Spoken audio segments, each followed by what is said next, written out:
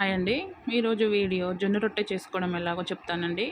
గిన్నెలో ఒక cup water వేసుకొని లైట్‌గా ఉప్పేసుకొని ఒక కప్పు జొన్న పిండి తీసుకోండి. ఈ ఒక కప్పు జొన్న పిండికి ఒక కప్పు వాటర్ సరిపోతదండి.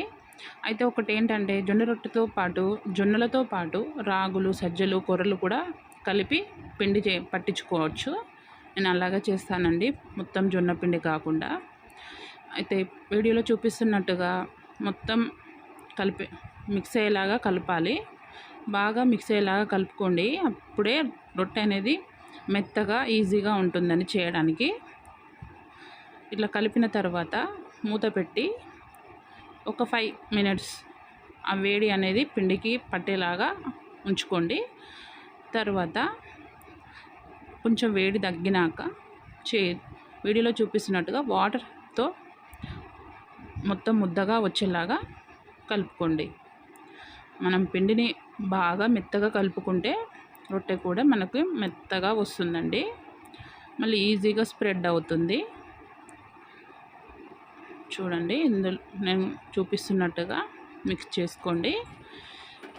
చూడండి, పిండి రెడీ అయింది. మనం చేయి పెడితే మనకి తెలుస్తుంది. ఇప్పుడు పిండి తీసుకోండి.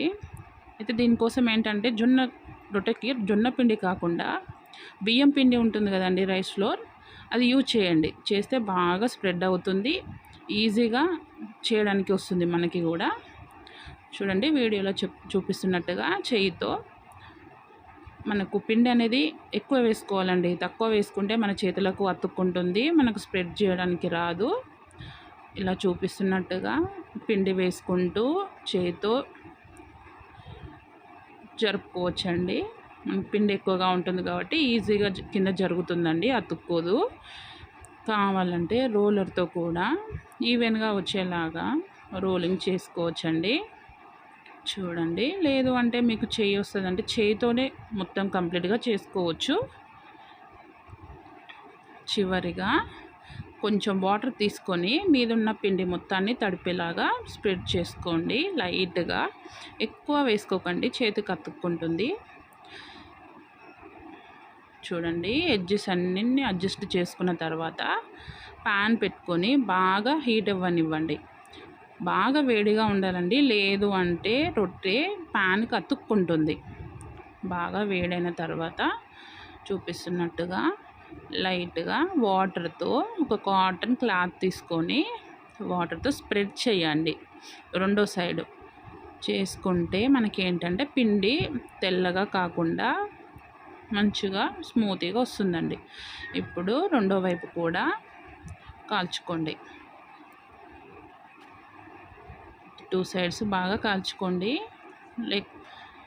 లేకపోతే ఎక్కువసేపు ఉంచినట్లయితే మాడిపోతుందండి. తొందరగా అటు ఇటు తిప్పుకుంటూ కాల్చుకోండి. అంతేనండి, జొన్న రొట్టె ఈజీగా చేసుకోవడం ఎలాగో చూపించాను చూడండి. నచ్చితే లైక్ చేయండి. ఇలాంటి వీడియోస్ కావాలంటే సబ్స్క్రైబ్ చేసుకోండి. Thank you.